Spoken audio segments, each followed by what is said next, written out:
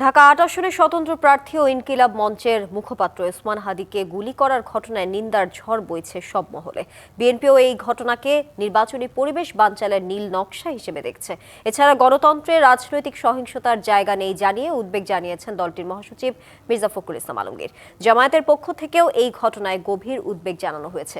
হাদিকে গুলি করার ঘটনার নিন্দা জানিয়েছে এনসিপি নেতারাও। ঘটনার নিন্দা জানানোর পাশাপাশি দ্রুত তদন্ত করে জড়িতদের আইনের আওতায় আনার দাবিও জানিয়েছে রাজনৈতিক দলগুলো। তফসিল ঘোষণার পর নির্বাচনী আমেজ যখন সর্বত্র, তখনই ঘটল এক অনাকাঙ্ক্ষিত ঘটনা।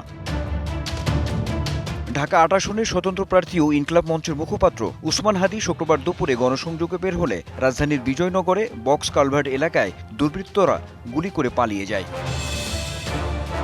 গুলির ঘটনায় গুরুতর হাদির ভিডিও মুহূর্তেই ছড়িয়ে পড়ে সামাজিক যোগাযোগ মাধ্যমে। নতুন এবং ফিরে আসা গ্রাহকদের জন্য নগদে চলছে ক্যাশব্যাক সহ প্রতিদিন হাজারো উপহার জেতার সুযোগ। হবে আশা আর ফেরা, সারপ্রাইজ সেরা।